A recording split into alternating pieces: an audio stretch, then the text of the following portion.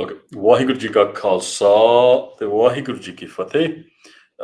Thank you, everybody, for joining me again today.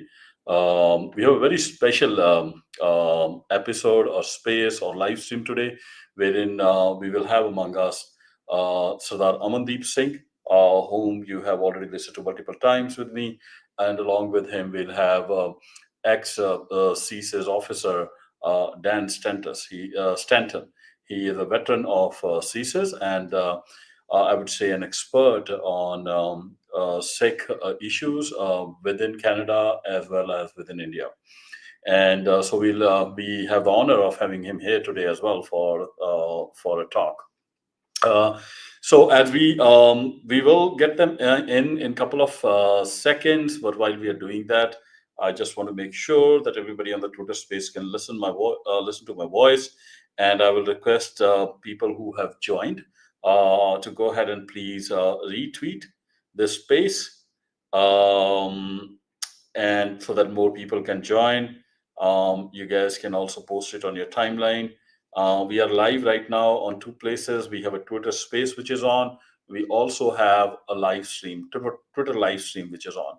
So people can join in the space. They can also join, watch us on the live stream if you have to. In the live stream, you'll be able to actually see Dan himself. So without further ado, let me add, Dan to the stage. Hello, Dan. How are you doing? Oh, great, Harjeet. It's great to be here. Yeah, great to have you. And Sat Sri Akal Amandeep Paji, welcome back. How are you doing? Sat Sri Akal ji. Thank you, Dan, for joining as well. We're excited to have Pleasure. Yeah. I know I'll just use to start off the space, but I just want to let my audience, because many of them tend to be new listeners as well from India and Canada both. Just let me give you a quick introduction. I basically started telling about Dan. Dan is a veteran from CSIS, and I believe he has 35 years plus in the intelligence service, and has also been in India and has served in multiple other countries and is now retired and living on the east coast of Canada. And with recent happenings, he has been actively, involved in social media, talking about these issues, and you probably have seen him on many television channels as well. So, Dan, do you want to add something else, like what all you have been doing? And I think people will be really interested in knowing a bit more about you. Certainly, Harjeet, and thank you. Yeah, you're quite accurate. I did work 32 years with CSIS, and then I did a few contract years with Communication Security Establishment, which is the the SIGINT agency. Just for clarification for people, when I joined CSIS, it was fairly new, and what happened in Canada was in the 70s and into the early 80s, just because of certain intelligence, I guess you could say, shortcomings, legal, legislative, the decision was made to have a civilian intelligence agency. That it was believed that civilians could do a better job in national security collection than in police officers. So I was very fortunate. I was selling shoes in Toronto, and I got hired into the first class, and then I worked through there. And yes, I am retired. I teach a national security program at the University of Ottawa. It's professional development in workshops. And as you alluded to, I also do some commentaries in the media from time to time.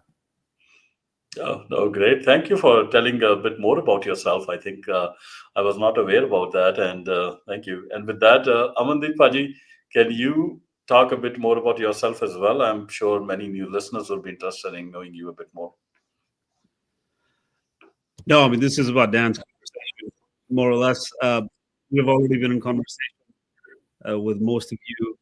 I'm a sixth student of philosophy and anthropology, and avid participant in community activity. I dabble in, current affairs and critical theory from Sikh liberation perspective, and we're happy to have this conversation. I think it's very timely. So thanks for putting it together. Thank you for your time again, Dan. Yeah, Got it. We are having a bit of issues, I think, with your voice, Amandeep Paji.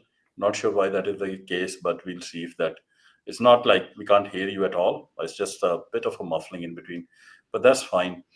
Okay, Uh, join. yeah. Okay. Um, Aman Deepaji is going to rejoin back. Let's give him a couple of seconds.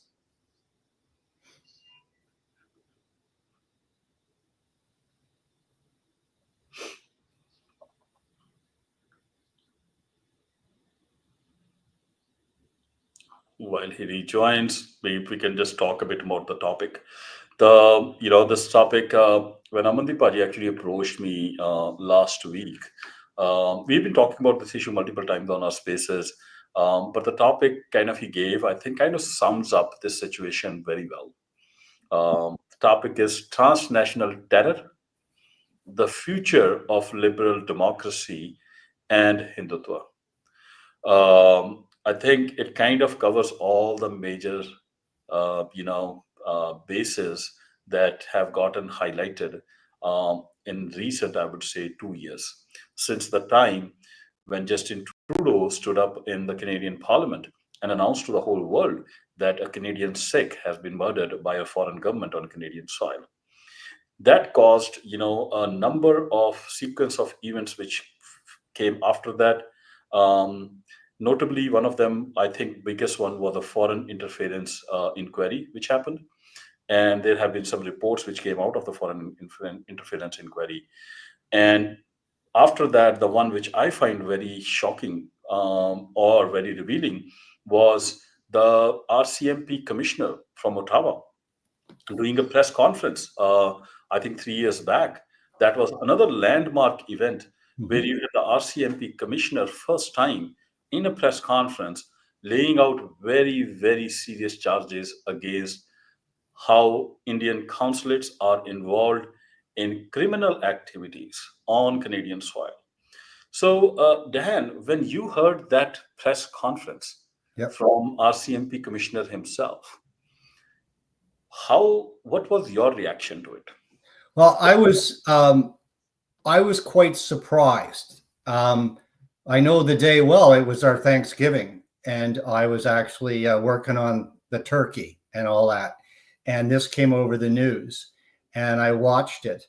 And as I'm sure it's the same in the United States, when law enforcement has ongoing criminal investigations that are going to be prosecuted in court, they don't have press conferences and reveal as much as they revealed there. So you're right, it was completely unprecedented.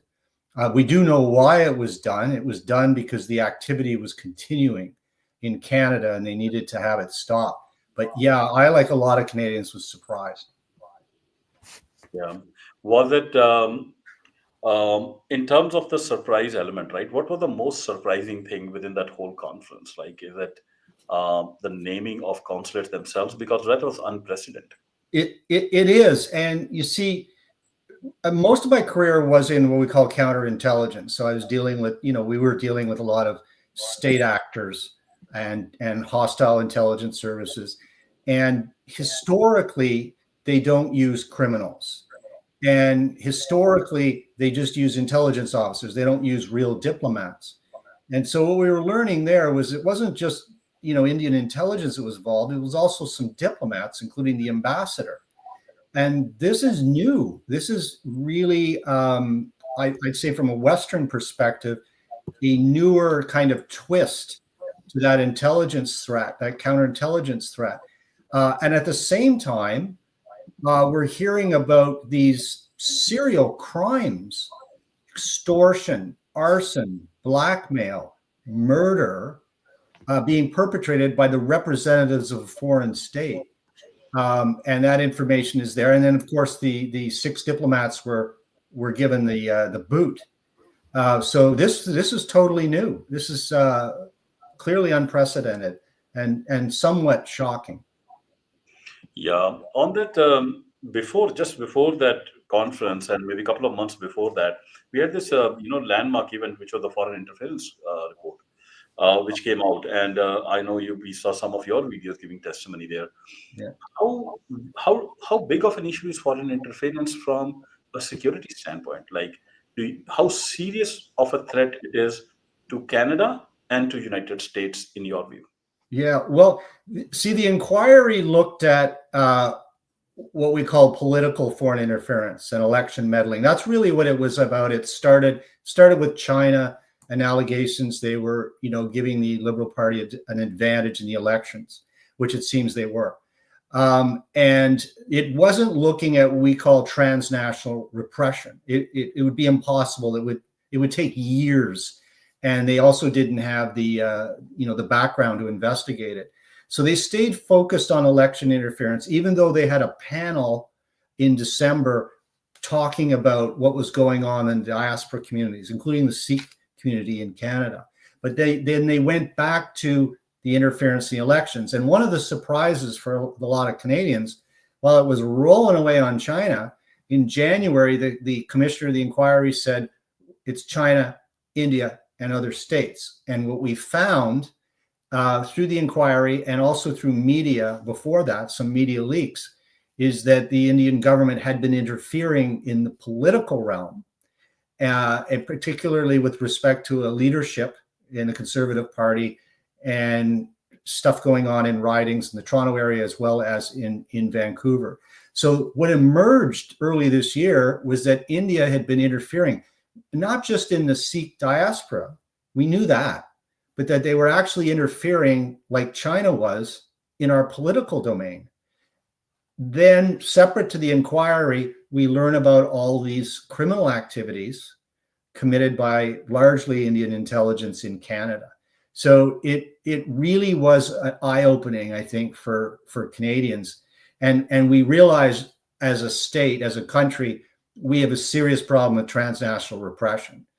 Iran, Russia, China, and now India and other countries as well. Turkey, there's been a number of them mentioned. So it's really kind of out of hand. Yeah, to me, it almost seems like transnational terrorism now, because the state is kind of going ahead and killing, citizens. Yeah, I mean, calling it foreign interference even is kind of, I find inappropriate. A lot of Canadians call everything foreign interference, but it is really, whether you want to call it extrajudicial killings or state terrorism. If it was Iran, we'd call it state terrorism.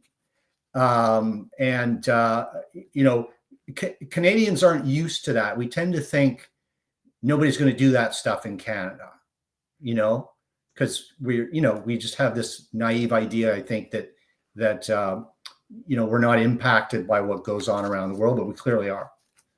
Yeah. No, I think you kind of touch on a very valid point, that it was so difficult, it seems, to get a foreign inquiry interference committee to name India. Or I think there was some work done by Jagmeet Singh and some other politicians to even get it kind of constituted. Yeah. And then it was, even when the name came in, it remained restricted to the political domain. And then why? And then, like you pointed out, that if the same actions that India did were being done by somebody like Iran, there would have been a furor, and we would have not hesitated at all to call it state terrorism. Or let us say a Muslim country was probably attacking Jews here, it would have been called by name what it actually is. But it has been so difficult to kind of, even get India named in the Foreign Interference Committee to start off with. Yeah. And then why do you think that happens? Like, what is the root cause for that kind of a soft handling of India? Well, I suspect it's the same in Canada as is in the United States. I mean, India is regarded as, it's a member of the G20. It's a major trading partner. It's an alliance. From a Canadian perspective, it's, Commonwealth. We all came from, the British monarchy in a certain sense. And so it's always been in a different category. We hear words like friend. We hear words like ally. We hear like, alliance, whereas with Iran and Russia and North Korea and all those other pariah states, they've always been in that category. And so even when the Prime Minister made the announcement a year ago in September in the House about Mr. Najjar and India, there were Canadians in leadership positions who were like, well, wait a minute, this is India. We should talk to them. This is not the way to handle it. This isn't proper. This isn't, and that type of dialogue wouldn't happen when we learned that Iran tried to kill a Canadian in Montreal. Mr. Irvin Kotler is his name. He's a human rights advocate. Or if it was like the Russians. I have a bit of a background with Russian intelligence. And as you know, they do tend to kill people, defectors and dissenters alike. So yeah, I think it's the fact that India has been in that league or club of reasonable partners. And it's a surprise. And a lot of people have a hard time with that. Do you think is there now a realization that maybe India need not be in that league? Maybe we are dealing with something different. And is that realization now there are in security establishment, and is that levels of realization different in the political establishment and security establishment? It would be clear in the security and intelligence establishment. It would have been for some time, and now it would, because they would treat Indian intelligence as a hostile services. That would be the case when they are collecting intelligence on them involving state murder. I mean, there's no even imagining any alliance or cooperation. I don't know where this is going to go in the future in terms of the relationship, because as you know, Canada's not a big power. I wouldn't even say Canada's a middle power anymore. And Canada doesn't have a lot to bring to the table or to leverage the way, for example, the United States does. And while I think Canada's still still holding their ground in terms of wanting to prosecute people responsible and hold India to account, I'm sure with time, the relationship will go back, it'll never go back. It can't go back. But I'm sure there will be parties interested in getting it back on the table. But I think the condition would be that India has to cooperate. And India cannot keep denying and playing games and saying we don't see evidence when it's clear. We've heard it in the media. The government at various levels, the RCMP, the National Security Intelligence Advisor, CSIS, highest level of foreign affairs, they've all made representations to India with the evidence. And so this talk to the hand approach, it can't continue. Yeah. No, I was kind of joking with somebody that, if the same act was done by even Great Britain on Canadian soil, our reaction would have been much harsher. Yeah. Let's say Australia did that in Canada. I don't think it would have been just, the remote possibility, not very long ago, we were fighting each other. And so the history is there. But Yes. the fact is, the reaction has been so muted. And that's where, Amandeep, I was always surprised, how is India able to blunt this, kind of the Western establishment, maybe in the Canadian establishment, had too much of a shock now. They can't overlook it. But how have they been able to blunt the reaction from the Western countries to acts which were clearly cross-national terror? Well, I think what's hard for India is the fact that this is Canada doing this. Okay, Canada has a certain reputation. And so the idea that Canada would just pick a fight with India and make up all sorts of wild stories, I don't think there's a lot of people in the world, reasonable people, well-informed people that would think that's true. Interesting, yesterday evening, I was at a function at the House of Commons. I was invited by the Sikh Federation. We had Mr. Jaspal Singh Manohar, who's there from Punjab. He was speaking about the situation in Punjab. And he made an interesting comment. He said the Sikhs in India were really surprised and really impressed that Canada stood up to India. They thought, wow, this is unheard of. Because, of course, living in India, they're used to the fact that, you just get bullied. And a lot of other states just take that bullying. But again, I think I don't want to oversell Canada, but I think with Canada's reputation, it's not like Canada does this. We don't just make false accusations. That was a real sea change to kick out those diplomats. And of course, there were over 40 Canadian diplomats kicked out. So that's not something that was taken lightly. Right? There was a lot of strategy there. But what happened, we know from the media, is the Canadian government was so frustrated at being ignored in these accusations, and there were meetings canceled. I don't know, you probably heard about that. Mounties, the RCMP was going to Delhi, and then they were playing games about we didn't have an agenda, so we canceled the meeting. And so the frustration, I guess, was reaching a point. And at the same time, more Canadians were at risk. That's why the RCMP did the press conference. But I think there's also a lot of frustration in there from the government of Canada with respect to India. Yeah. I mean, Yeah. you want to pitch in on that question? Like, I'm always surprised why such a kid glove handling for India.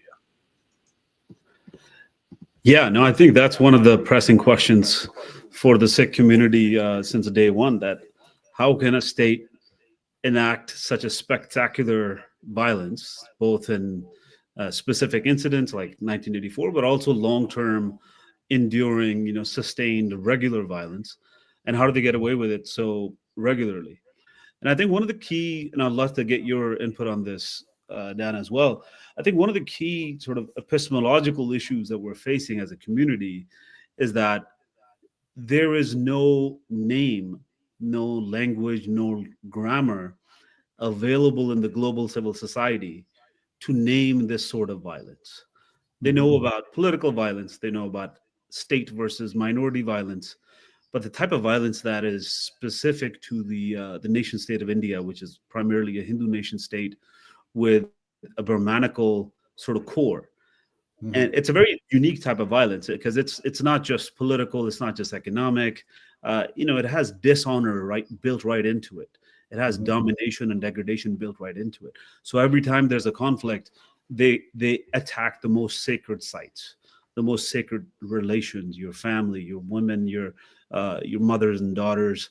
Just like we saw in Brampton, there's mobs attacking families on the streets and facing the Gurdwara, spiritual, centers of spiritual sacred sites. So how does it get away with it? And what is the sort of mechanics or the hydraulics in play? And I think that one of the key issues is that unlike anti-Semitism, unlike anti-Blackness, unlike Islamophobia even, there is no receptacle or like a category that names this type of violence, right? Yeah.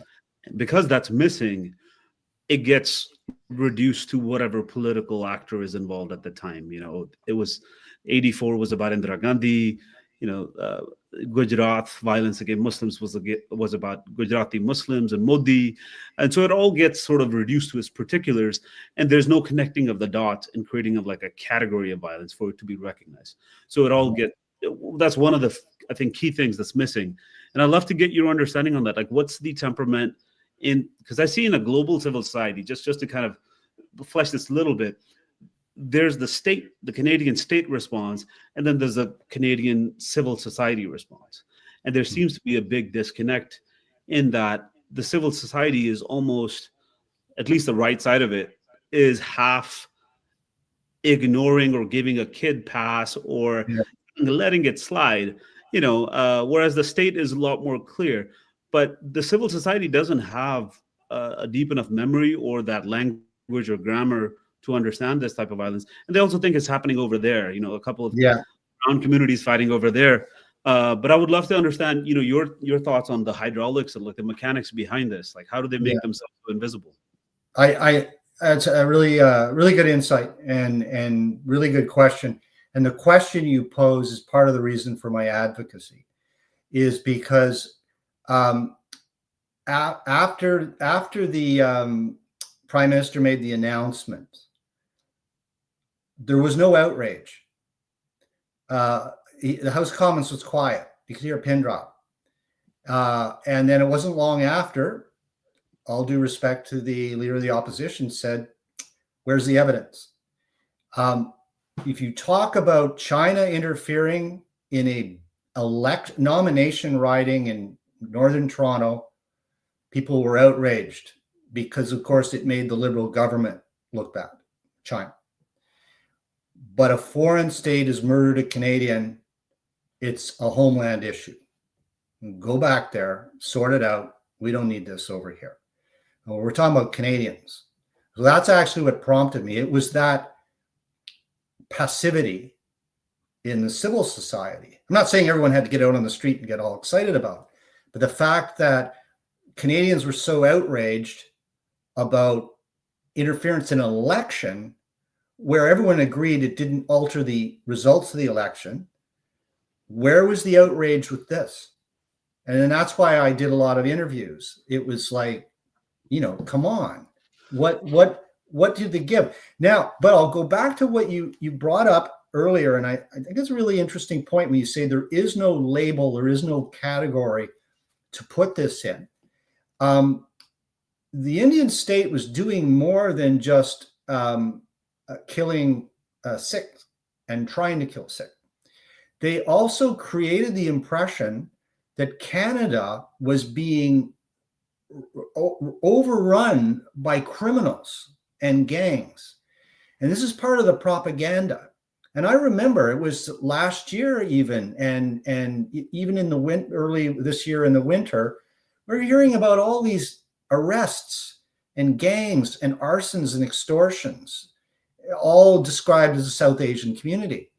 But see, what they were doing, we know now, is it wasn't good enough to say Canada's overrun by terrorists and the prime minister takes cocaine and you're going to say, and also Canadians are so weak, they don't even deal with criminals. So they were creating that backdrop that Canada's being overrun by criminals as well as terrorists. And that's what's unheard of. I'm not talking about just an intelligence service. Intelligence service was involved, but also even their diplomats. Like, these people will never be posted anywhere again. They've been completely discredited. Those in their Ministry of Foreign Affairs, and I think it was a strategy.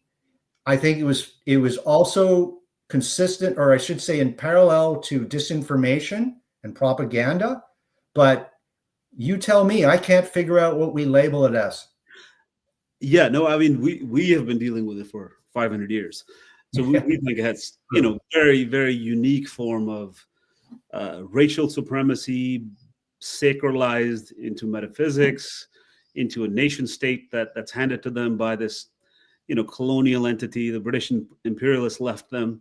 Yeah. And it's this monstrous, mutant thing of modern nation state, spiritualized fascism, and a very robust, aggressive political base that's willing to go to the extra length. And this is what's insane, is that, like you said, that they intensified their violence after Trudeau made the announcement. Yeah. So all of the extortions that happened, I mean, there's completely secular, non-related people getting attacked, like Punjabi singers who normally sang about nothing to do with any sort of resistance. Their houses were getting shot at, Sikh businessmen getting extorted. So there's a ritualistic dimension to this violence. This is not normal political tit for tat or some international relations, not following a certain type of protocol. There's something personal and ritualistic. With the targeted Nijjar at the Gurdwara Sahib. There's no need to do that, right? Yeah. To jeopardize their global image, their trade relations, all of that for what? Is really to dominate and dishonor the other. And I think that's the caste system. And there's no language, there's no receptacle in the civil society to really put this type of violence into. You can do it with anti-Semitism, you can do it with anti-Blackness, Islamophobia, but the work hasn't been done, right, to create that category for this. But I'm curious to understand your vast experience in this domain. You've seen lots of foreign interference instances and processes. So where does this stand in relation to your purview of China and others, and how do we rate this? Yeah, it is part of a trend with what we call pariah states. So for example, like I said, I have a lot of experience with intelligence services, hostile, friendly, you name it. And generally speaking, they don't deal with criminals. Okay, you don't use criminals as sources of information because they're unreliable, they're indiscreet, they usually get caught, they're not that smart, and they're a lightning rod for law enforcement. So it doesn't matter whether we're talking about Russians, Chinese, Soviets. I did a few years in the Soviet target when I joined. But what we're finding is now I'm retired, but what's evolving is this nexus between security intelligence agencies, hostile ones, and engaging criminals. So I'll give you an example. Mm-hmm. The IRGC and the MOIS, Ministry of Intelligence Security in Iran, has been involved in various odious crimes, trying to kill people in the United States and now recently in Canada. And there was a fellow in the United States called Shakeri. He was an Iranian American. He was in jail. He got let out, deported to Iran, and he used his connections in New York State, criminal, to kill dissidents, Iranian dissidents. And they even used the Hells Angels from Canada to kill on one. And so what we're finding is the Iranians and the Russians, and I could be here all night talking about the Russians doing this, they've been engaging criminal elements. And this is part of the reason they get caught, to kill people, to put people under surveillance, to target them, to harass them, and to kill them, which is what India's been doing with the Bolshoi gang and everything else you've all heard about. Get the information in Canada. They're collecting it through their consulates and embassies, relaying it back to the gangsters in India, who then they're contracting it out to criminals in Canada. So it looks like it's all just a criminal thing that Canada can't deal with because their state is weak. And so this really is, those that are working in counterintelligence, it is a new emerging, I'll say, threat, which is fairly daunting. And India is obviously part of that, but part of the reason India is part of that is what they did in Canada, engaging criminals, is what they do in other parts of the world, as you know. That's what they do when they go into Pakistan. In many cases, they do reach out and get criminals for some very odious activity. So in a way, they're being trendy, but in another way, and this is something I have a hard time figuring out, India's done a serious miscalculation. I don't think they thought they'd get caught, which is kind of revealing. And I think they thought if they got caught, it's Canada. Who cares? They've got the most important relationship that matters, which is the United States. And so they may have figured that their importance to the United States is a check of China and all that, Indo-Pacific stuff you hear about, that will back them up. And the Canadians, it's cold up there. They play hockey. They say, hey, we'll manage the Canadian side of it. But they made a bigger mistake because the alliances Canada's a part of, the Five Eyes Alliance, NATO and other things, actually is a little stronger, I think, than what India thought their relationship was with the United States. So, Dan, you make an interesting point, right? But when we focus on the criminal, viewing of criminal, I call it like focusing on a very lower level of that's the tactical level, right? Yeah. The fact is that anybody can do. I can go and hire a criminal. Like, it's no big deal. Like, the Indian agency is hiring a criminal here. The fact is, the concerning to me, and I'm just like how you look at it. The concerning fact is not that. The concerning fact is they are able to control the reaction of United States and Canada to that act, because that is an influence. We have this whole army of United States spread out across God knows how many bases. But probably we don't have this level of influence in another major country to go ahead and murder and then be able to control the reaction of the civil society. And that brings me to the information warfare and the propaganda war that the Indian state indulges in. And we see that all the time. Yeah. And like you were kind of hinting at that, they viciously then started sending this propaganda. Oh, Trudeau is a druggie. Yeah. And many people, and they knew that there are divisions of left and right within Canadian society that can be exploited to sell that propaganda. And now they are also co-opting. I am a libertarian, so I kind of feel disappointed. The xenophobic element within the right. Yes. Both in US and Canada. And they're actively doing it. You can see them use all measures. The nationalistic element of diaspora that they have here, even that has been converted somewhat to a tool. So So, given that, right, how big of a concern is that for the security establishment? Yeah, that's a really good insight. They know, for example, the prime minister is very unpopular. They knew that. They've been, they do actually, I guess, provide some political reporting back to Delhi. So they knew there were these fissures in Canadian society, in politics, that they could take advantage of in this. So that the prime minister, when he did stand up in the House to make the announcement, there a lot of the people that weren't critical of India in many ways is just because they didn't like the prime minister.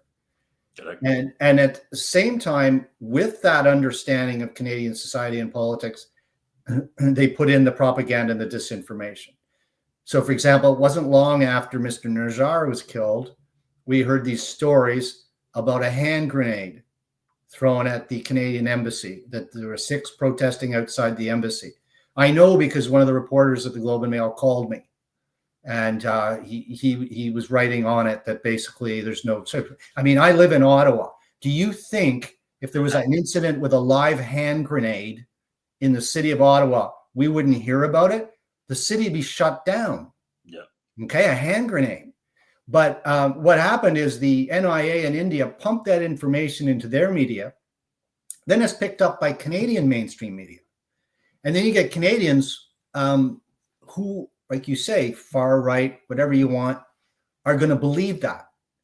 And so it's a very skilled laying the groundwork with the disinformation, with the propaganda. And as you know, with disinformation and propaganda, usually, it's designed for a particular audience, and to sort of, I guess, continue with these criminal activities. Again, you got to shake your head. Yeah, and this is where I will probably Amandeep might have some insight, and then like there is definitely use of media to co-opt the xenophobic element within our society. And Yeah. I think the goal is to create a racial backlash, and then you or Trudeau will have no 2 legs to talk to India and hold them accountable for anything like that. Yeah. So that's fine. But there is this, why are they so successful in this? Is not just their ability.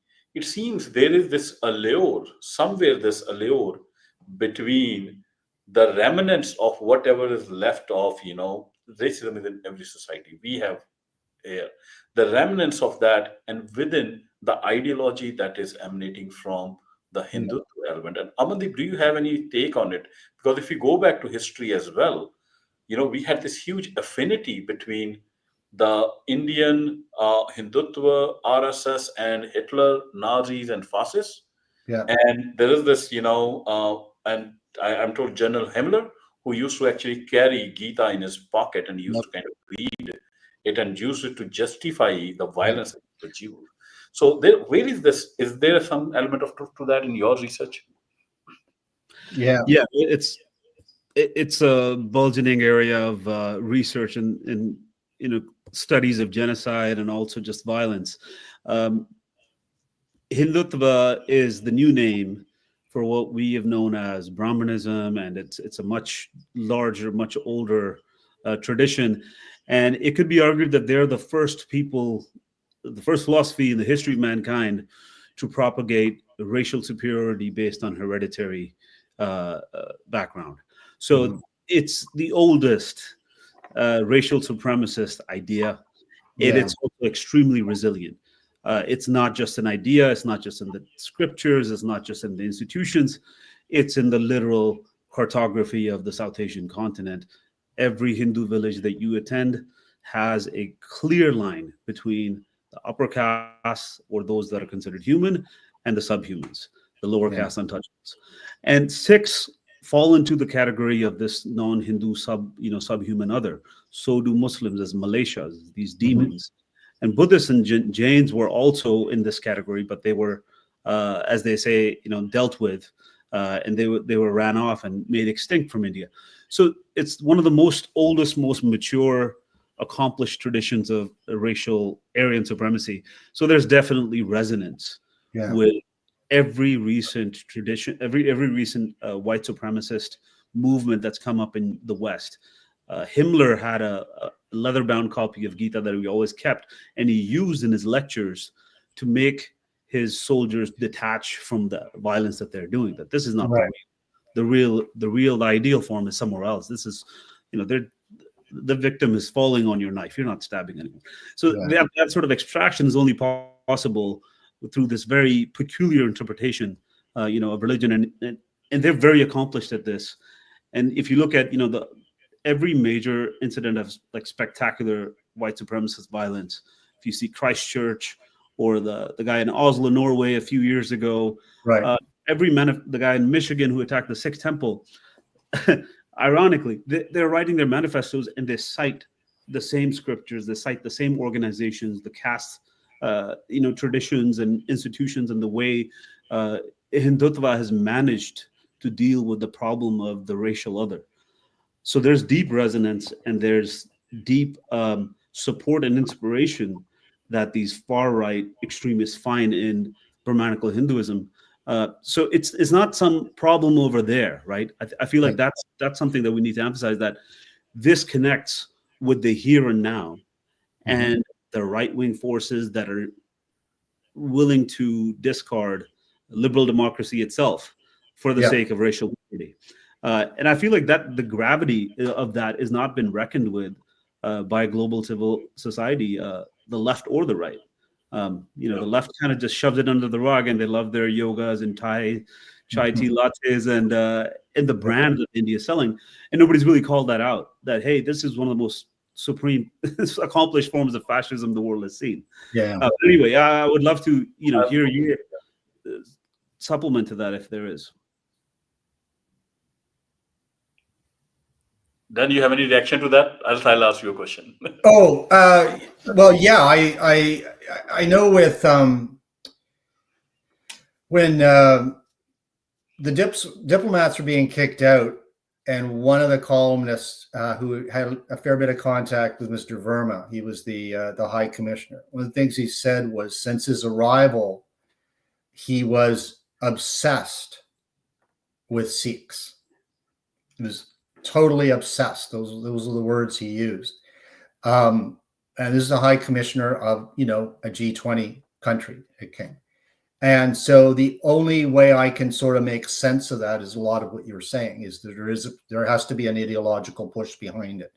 I dealt with Chinese intelligence and I dealt with Soviet intelligence, like I said, for a few years, and some other services. And in many cases, there is a doctrinaire set of beliefs that fuels them, their work. And, sources have to report information that fits a particular party line, literally speaking. So there's an ideology there. And so that may be what we're seeing with, let's say, the Raw and some others is a conformity to beliefs. I don't think they were just, prostituted out to carry out some political leader's desire, like Modi just wants you to go do this. There has to be something stronger. If you put yourself in their position, put yourself in a consulate, let's say in the United States, and you get some direction from New Delhi to carry out certain things, you're not going to think this is this rogue. You're going to think this is the official position, and it has to be a position that makes sense to you, and that is consistent with where your country is going, and maybe those beliefs, if you have those deep, sincere beliefs, to do that. Because to do these types of things, for these Indian officials to do these types of activities in Canada, they're not doing it because they're paid. There has to be something a little more to that. Yeah, on that, Dan, we have seen like India has, we feel like as a Sikh diaspora, that India is, always trying to defame and degrade and dehumanize the Sikh diaspora. In your professional experience, has that been the case? Has that been your observation as well? And if yes, what are the reasons underlying their behavior that you can think of? what my experience I take away from it, and what I can actually talk about, there are certain limitations, is that there was consistently for many years an effort to denigrate the Sikh population, that they're all terrorists. And that's why the Canadian government, particularly intelligence services, after a while just got tired of listening to them, because, you know, they wouldn't provide useful intelligence, and to the RCMP they wouldn't provide evidence. And yet, even myself, and I'm talking years ago, I still couldn't understand why they kept doing this, kept coming back, even though we would ignore it, because it didn't make a lot of sense. You know, we talk about terrorism. I worked 13 years in counterterrorism. You know, we're looking at ISIS, we're looking at Al Qaeda, the previous Mujahideen, which morphed into Al Qaeda. Those are serious areas we would talk about.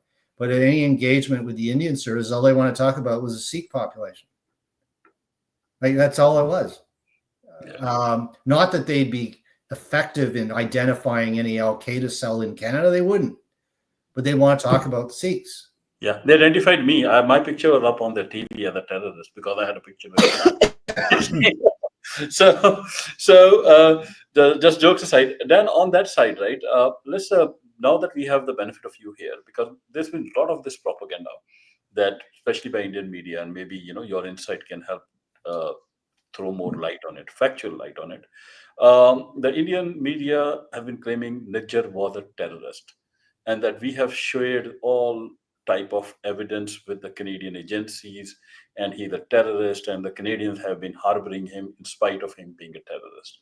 So, in your view, was Hardeep Singh Nijjar a terrorist, and why did Canada not extradite him? Well, I mean, I have my doubts that he was a terrorist. I mean, here's the thing. After 9/11, within a year after 9/11, Canada passed the Anti-Terrorism Act. What it did was it made it a criminal offense. It was an amendment to the criminal code that any support to terrorism, okay? If I give $5, if I send $5, if I drive someone to the airport, if anything, I can go to prison, okay? And there's a lot. I worked, like I say, I ran the national program, we call it radicalized jihadis. And there were a number of radicalized Al Qaeda followers, ISIS followers that are in prison right now.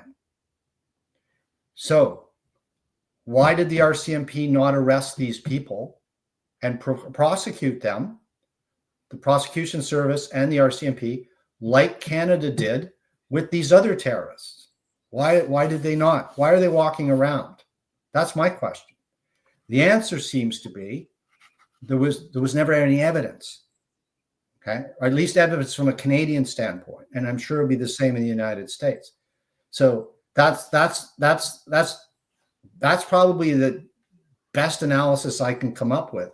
We have the tools, and Canada's been very lucky and effective in countering terrorism. We certainly haven't had what the Americans have experienced with 9/11 and all these other things. We've had a few plots. We had two people killed in 2014, a soldier guarding the cenotaph. And we've had a major attempt with the Millennial Bomber in 1999. His name was Rassam. But Canada has not had a problem with terrorism. But we also have the tools, legislation. Not only do you have CSIS in 2016 was given disruptive powers, which is a new mandate to do things that they fall between police evidence and a CSIS investigation. So you've got all these tools, all these legislations. You've got to ask, why are all these allegedly Sikh terrorists walking around? Why do you think there is this obsession of, I think we touched a bit about that there is an ideological element there. The state's obsession with the Sikhs. Do you think there is something else as well outside this ideological bent? Do they have some genuine reason that you have seen? Oh yeah, this makes sense. Well, I think part of it, Arjit, is we do know that a lot of what India's been doing is to feed the domestic audience, is to feed the election, the political for the BJP and for Modi. Mm-hmm. We know that I mean, you see it every time these things happen. You watch the Indian news, and they've got, the big lights and the flashing and Khalistani terrorists killed and everything like that. And so everything that's been going on and portraying Canada as weak and overrun by criminals and terrorists, and then the Indian state goes over to Canada and kills all these terrorists. That pays big dividends back in India. So a lot of what they've been doing and a lot of the damage control they've been doing, when you look at Mr. Verma's interviews he gave in Ottawa, which were really, really bad, but it's designed for an Indian domestic audience that will see their leadership as protecting them from all this evil in a weak state like Canada, because Canada is referred to as Canada-stan, right? They're saying it's just like Pakistan. And Trudeau is Jastinder Singh, Yeah, and it's also appealing to, like you say, that far right, correct, ideology as well, or white supremacist ideology and anti-woke and all the other stuff. But a lot of it really is designed for Modi to show he's the strong man. And we see this in every repressive regime. They will go overseas and neutralize the threats. And because it pays big dividends at home. Yeah. With the majority. Related to that, I want to bring Aman also, but before I bring Aman on that, Dan, what would you like to say to your fellow patriots, right, fellow Canadians, when they hear propaganda like, oh, Trudeau is doing this? Like, Indian government has all kind of propaganda, but one of the points is, oh, Trudeau is doing this for politics, for votes, these Khalistani quote-unquote votes. What's your take on that? I know. The problem is, it's a good question. The problem is in Canada right now, it's so politicized. It's so much partisanship. And so that's what's happens is people fall on the lines of whether they like Trudeau or not. And so, there's people that just giggled and laughed and thought it was hilarious when they read in Canadian papers that there was cocaine on his plane in India, because that's what the Indian media put out. And the Indian media knows where that's going to go. And so the problem is, and that's probably what kind of annoyed me and why I've been speaking out, is because a lot of Canadians were looking at it from a partisan standpoint. And my view has been, and the reason I've been doing this advocacy for the Sikh community, is Canadians have to stick together. Yeah. I mean, my background's Irish. I mean, there's no hope for me. Okay. But we all come from an immigrant background. Every Canadian does. And so we can't just throw a group under the bus because a foreign state says they're bad. Yeah. Or say we will stand up to this state, but we won't stand up to that foreign state. Yeah. Because everybody's Canadians. We're all Canadians. Yeah, this is a great point, Dan. And you telling me you're Irish kind of now explains a lot to me why you have been so sensitive to. I think for some reason I have met all the Irish people. They have been, and but to that aspect, right? The people, your fellow patriots, Canadians, many of them unfortunately see this as a brown versus brown issue. I know. Sometimes buy into this propaganda. Yeah. That, hey, Trudeau imported this problem, and India kind of feels that hey, you guys imported it. Like the foreign minister of India saying you imported this problem, kind of blaming the victim in a way. And what do you have to tell those people? Like, many people buy that propaganda, and they link it with their anti-immigration stance. I know. If we didn't have these things, we wouldn't have this problem. Like, let's send them back. Yeah, the only thing I would say is that the day we don't stick together and we allow a foreign state to tell us the way it's going is that's sort of the beginning of the end of our democracy. It really is. I mean, we have to stand up, whether you like the leader, whether you like the politician or not.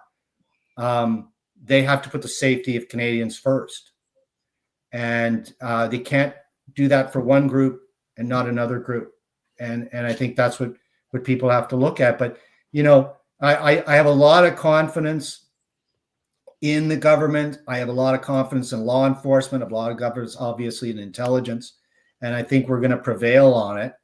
But this doesn't help. This propaganda doesn't help, and this partisan way in Canada of looking at it, like it's a distraction for Trudeau. It's infantile. Yeah.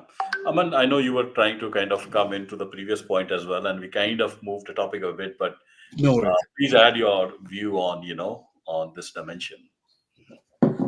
Yeah, no, I think you're spot on. I think, the real stakes need to be understood properly, right? This is not about a lack of decorum of political international relations protocol. That's not what's the problem here. India has already subverted this potential democracy that could have existed in the South Asian subcontinent. They've already created into a much more worse colonial police state than the one that existed prior to it. And they want to do that here.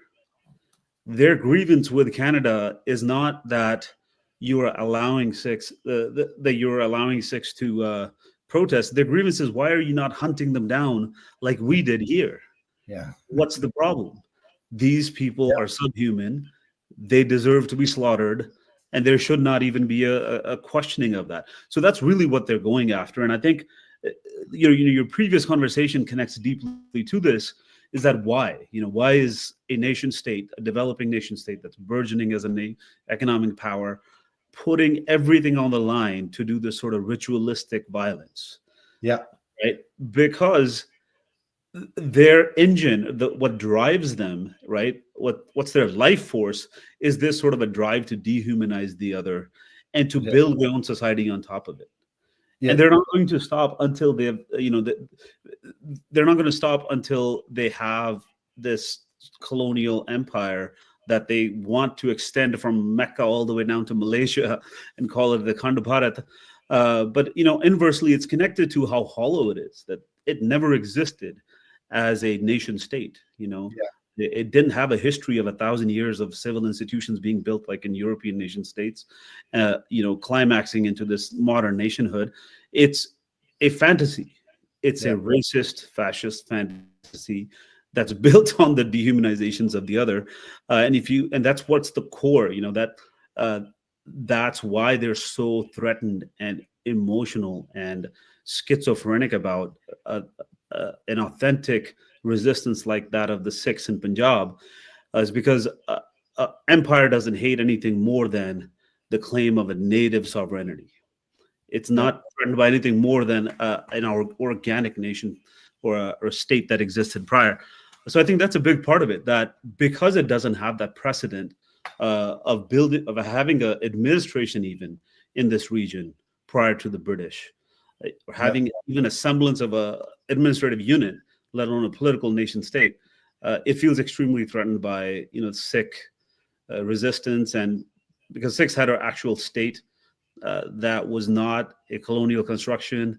It had actual treaties with the neighbors. It had European partners in its international relations, and all of that is super threatening. I mean, every time they go to Tibet today, China throws in their face the treaties that they've had with the Sikh state.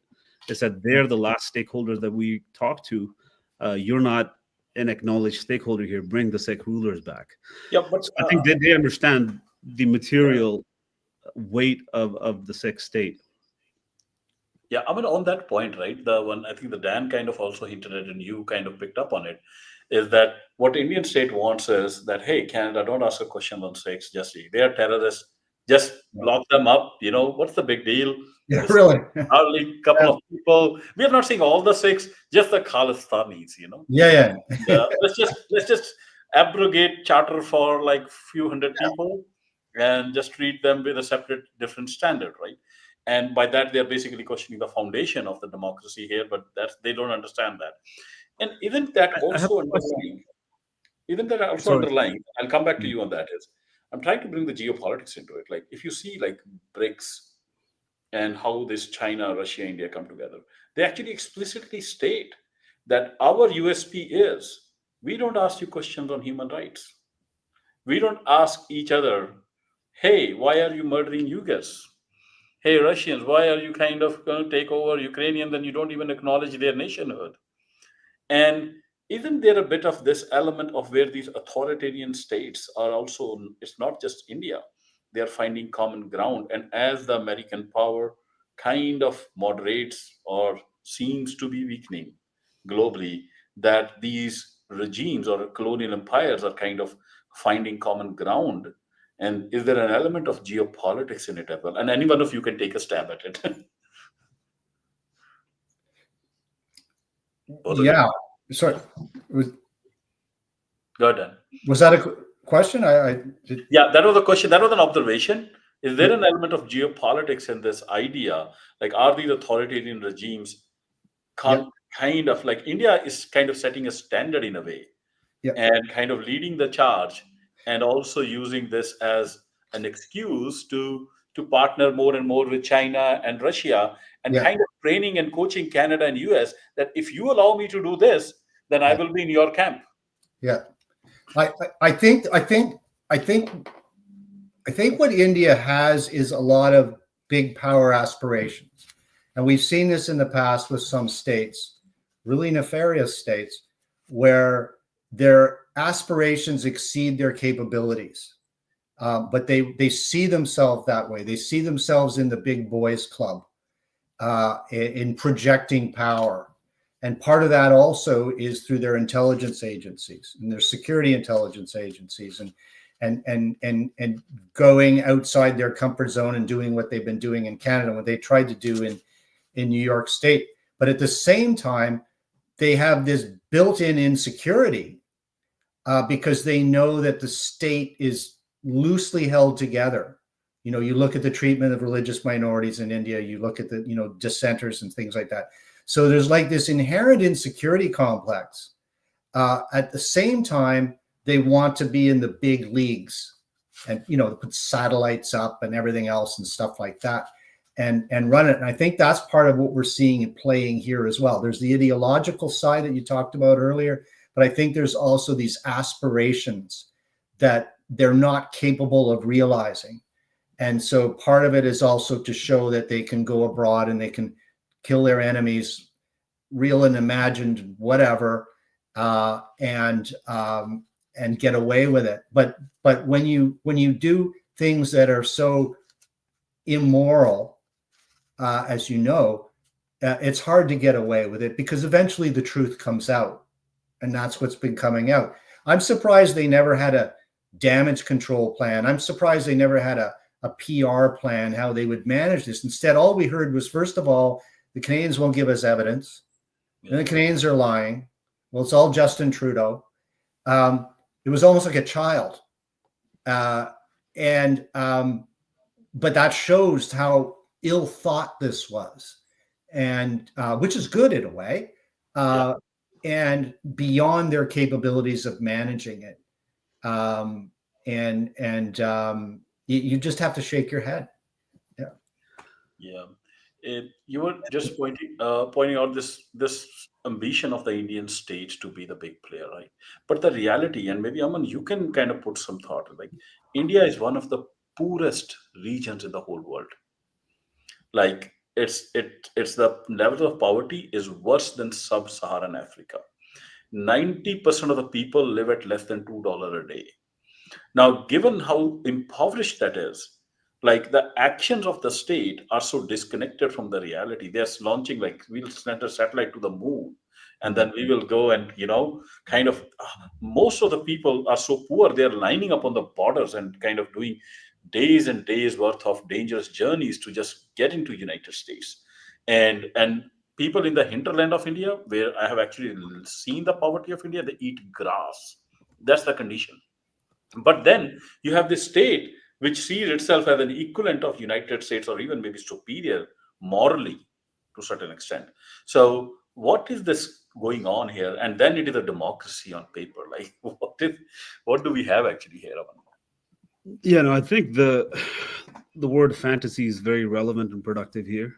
We're dealing with a collective fantasy, right, of a nationhood, of not just a nationhood, not any nationhood, a nationhood that goes back before recorded history, 6,000 years back, supposedly, that's supposed to have this continuity and this complete holistic society that's not just there, but it's better than anything else that's ever existed.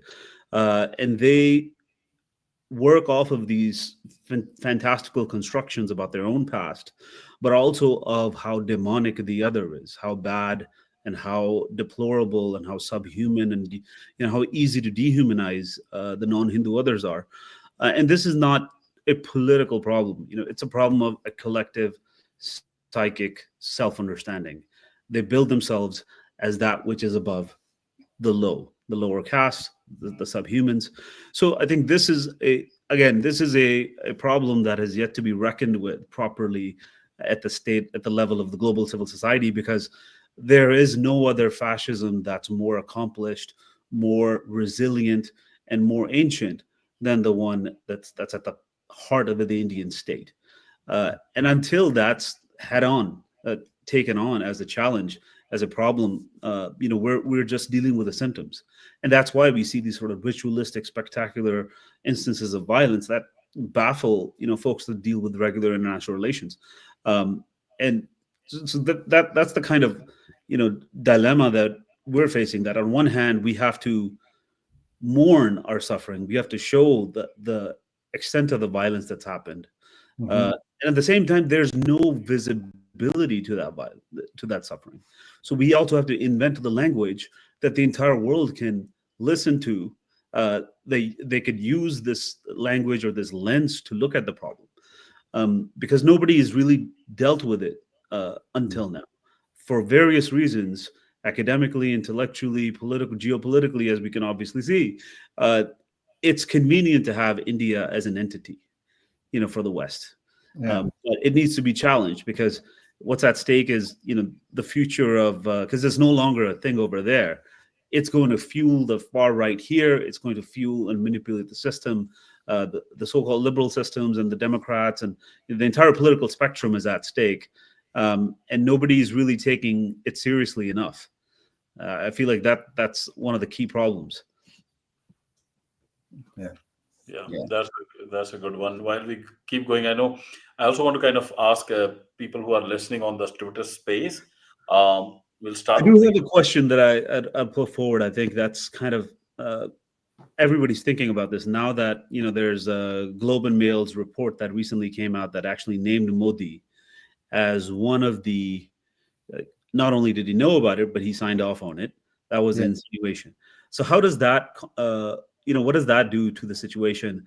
And also, on the other hand, Trump, things have been muddied. The entire conversation is taking a different tone now. There's lots of Hindu nationalists that are in his cabinet. So how does that complicate the situation, and what are we looking at moving forward?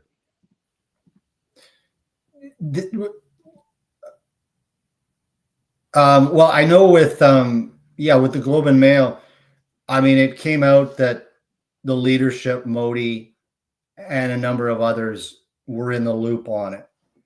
And then later there was some backtracking, I think from the government, that there was no evidence. But you have to remember, again, it comes down to language. Often people are, I know when I heard the word evidence, I'm thinking court evidence that's treated differently than intelligence. Because intelligence is not as precise as and you can have intelligence that's right. You know that Germany is going to invade the Soviet Union on June 21st, but you don't have evidence on it. And so it doesn't surprise me that the leadership at the highest level would be privy. I don't think anyone would carry these acts out thinking it's just a rogue who's doing it. So that doesn't surprise it. As far as, I'm not a foreign policy person. I don't know how it's going to go with the Trump administration. I did get the impression with the Biden administration in the last few months that there was an effort by the American government to hold India to account on it, not just for what happened to Mr. Panu in New York, but what was happening in Canada. That both I think it was Mr. Blinken, there was the NSA, there was a number of them. And when you hear these things, what you don't hear is what goes on behind closed doors.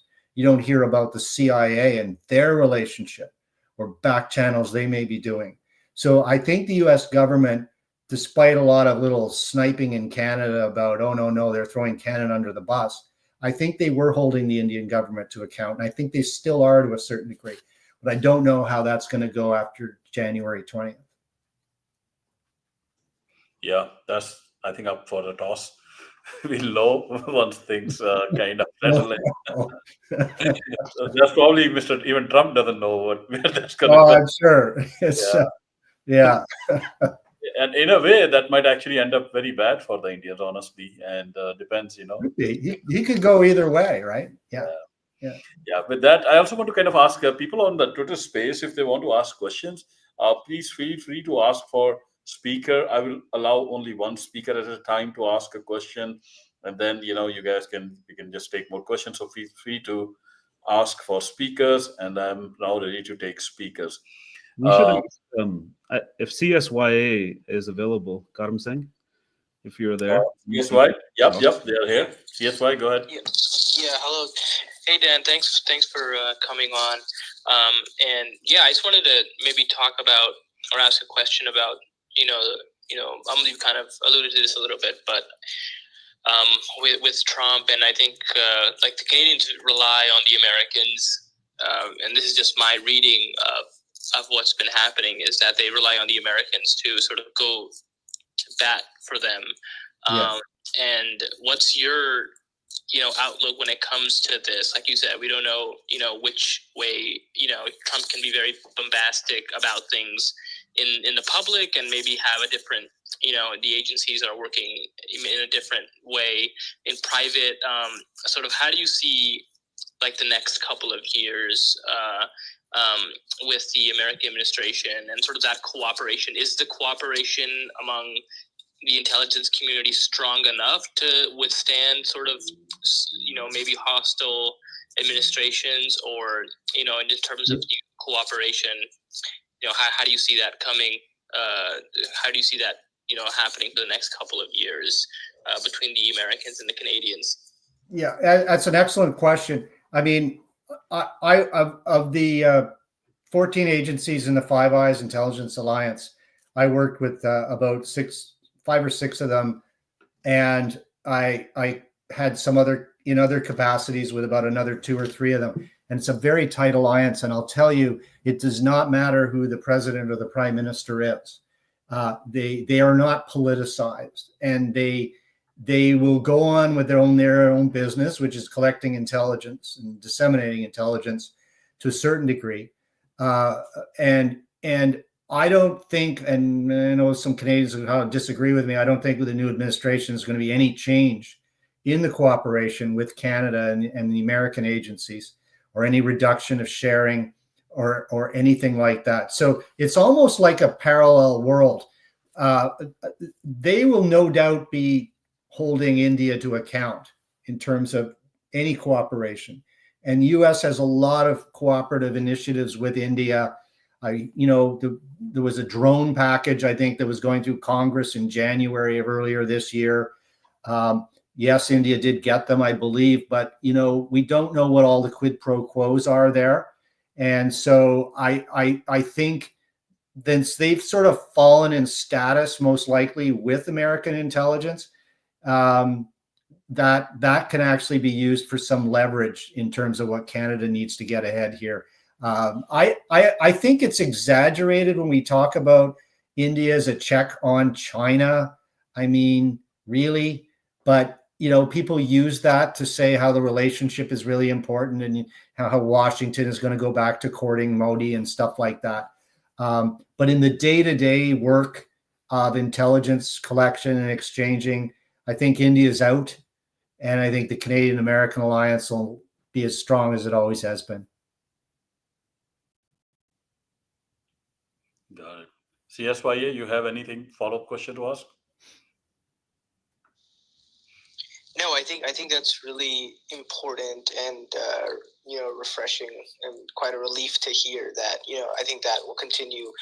I do see that obviously the Prime Minister Trudeau made those remarks, and when we're following sort of the case in the States with Gurpatwant Singh Pannu, you see sort of the Americans are a little bit more tight-lipped about that. I think we had some very strong statements from the district attorney who was on the case.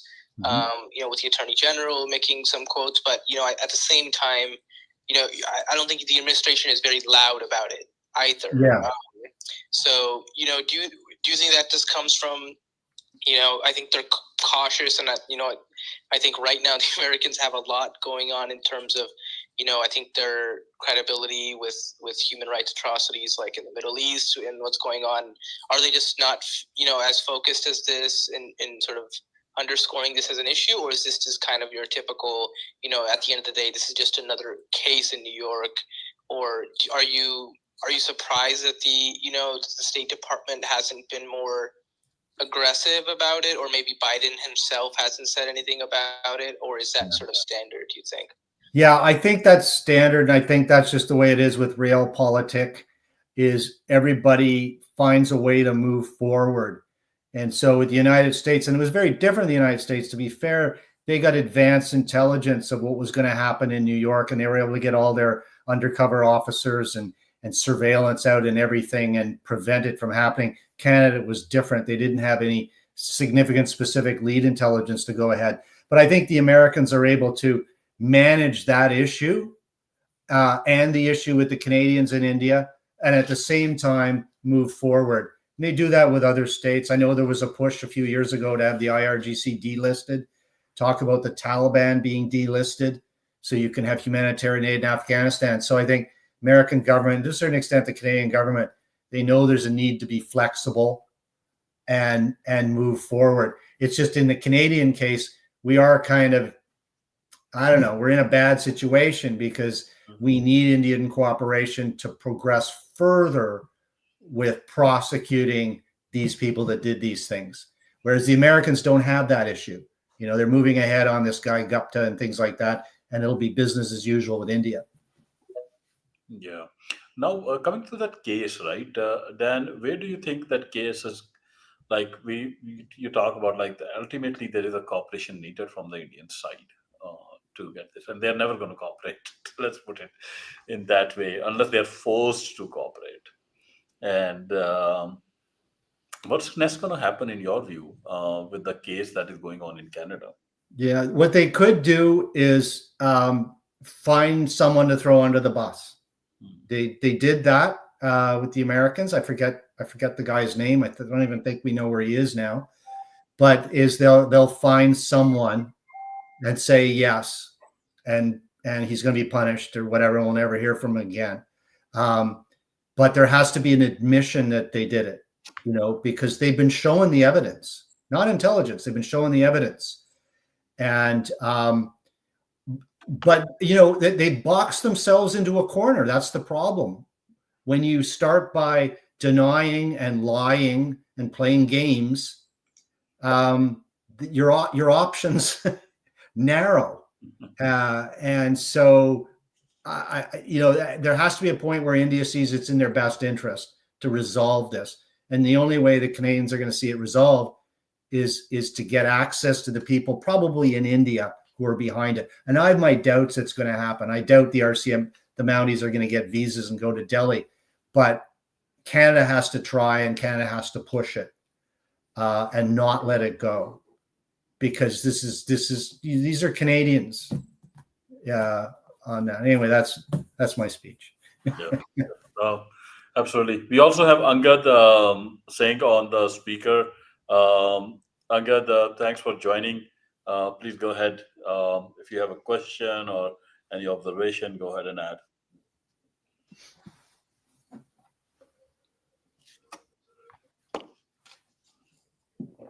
Angad, can you hear me? Angad Singh is a Emmy award-winning documentary producer, blacklisted by India, is what his profile says, which I think is a good thing, and which today is becoming a badge of honor. If India blacklists you, obviously you must be doing something correct. Yeah, it is. And if you are being invited to India, probably that should raise Dan's antenna. Who is getting? No, I'm gonna I don't have a fan club there. Trust me, I know. Yeah. No, it's a good way, to this is for your intelligence counterparts. Just have to see who's getting invited, who's getting rejected. Yeah, China, India, no, Yeah. not me.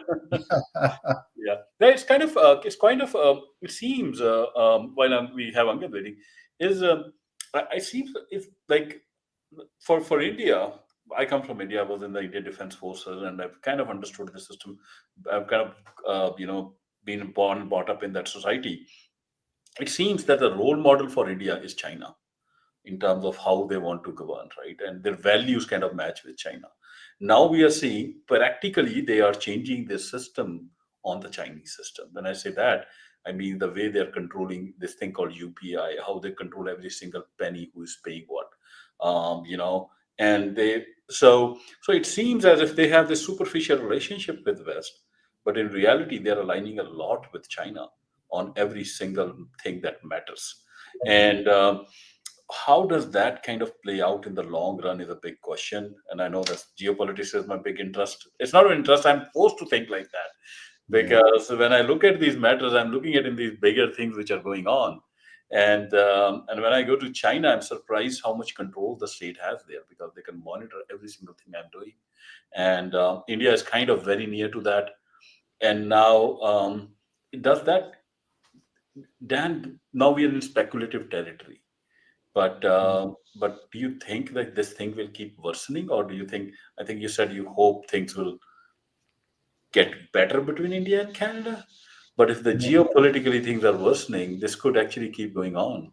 It could, but I mean, historically, India is always like I have a bit of a background there, as you know, and has always been preoccupied with China. Like my take on Pakistan is India has always been dismissive of Pakistan. Pakistan is preoccupied with India, but India has always been kind of like, yeah, to a certain degree.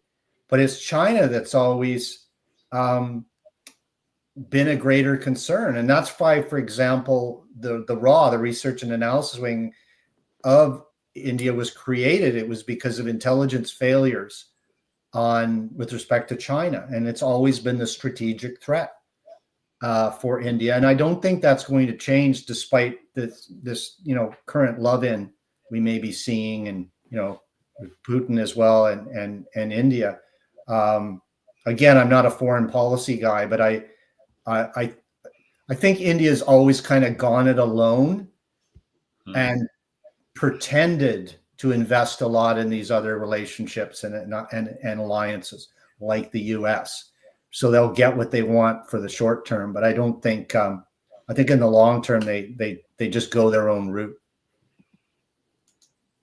Yeah, I hope so, and that is my. Just believe we have just Veer Singh and also Angad Singh. Yeah, I've been asking Angad. Angad, can you hear us? Or Jasveer is here. Okay, Jasveer or Angad. Okay, Angad can speak now. Angad, go ahead. Aman Paji, can you hear Angad speaking? Okay, I can't hear him as well. It could just be that I'm going to take Angad's speaker and then add him back as a speaker. Okay. While we are at Jasveer, can you hear us?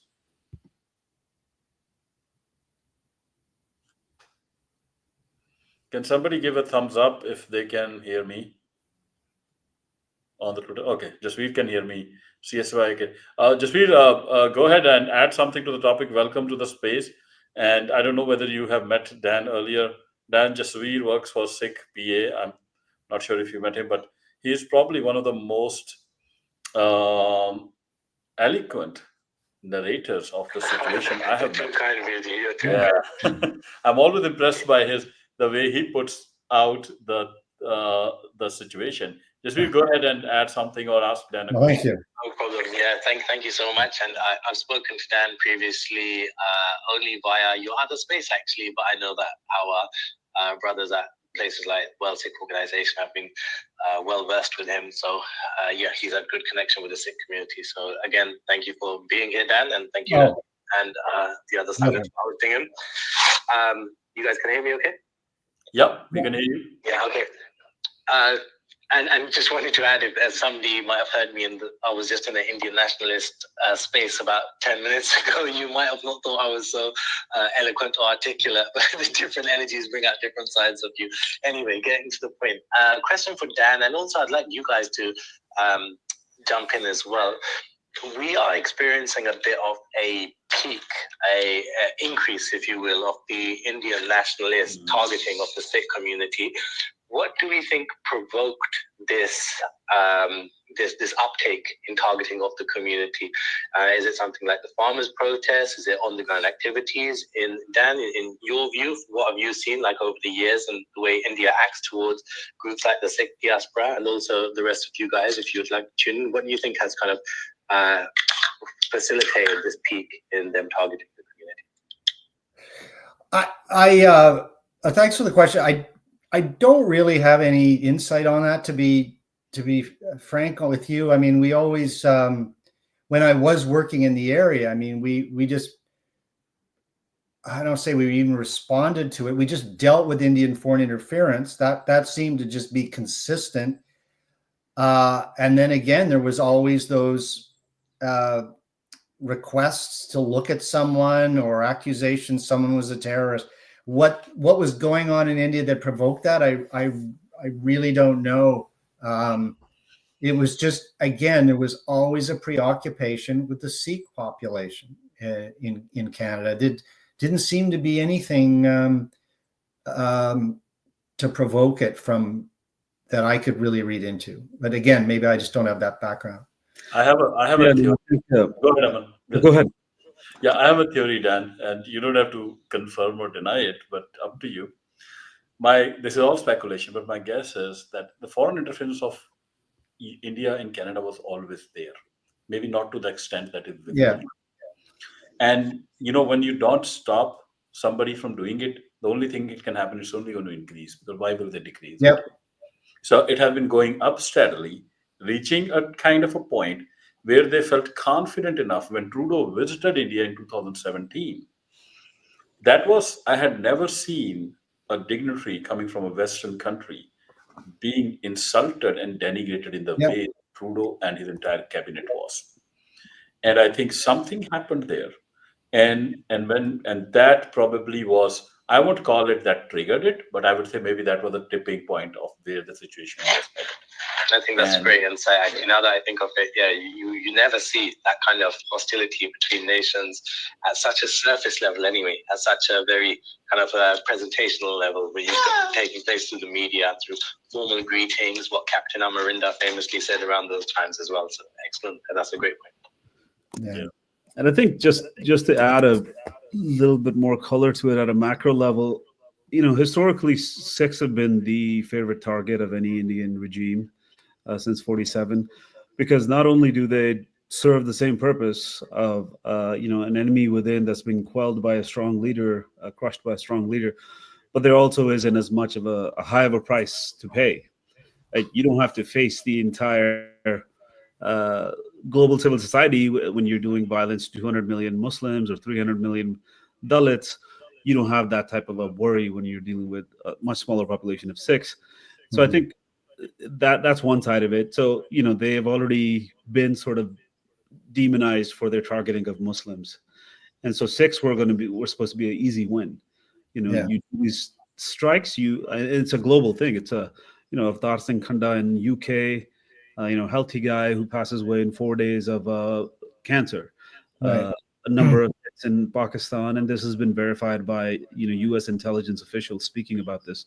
How Indian agencies hire Taliban outfits to do their work in Pakistan, and also in Canada and U.S. And it's been steadily brewing for a while. This is not the first time.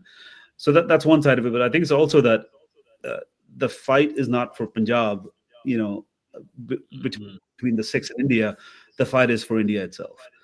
If Punjab goes, India is going to have a hard time staying connected. So I think it's much more existential for them, and they take Sikhs extremely seriously because it's not a political dissident that they're fighting. They're fighting the memory of an actual nation state that existed here organically before the colonial advent. right? And so they're very much threatened by it, and it's always front and center. I think it's much more seriously taken than the Sikhs take India most of the time. Yeah, that's a very good point. But to Jasveer's question, to bring it kind of picking up on that uptake, right? Then how do you see this? How seriously, how concerned are you with Poliver not taking the security briefing?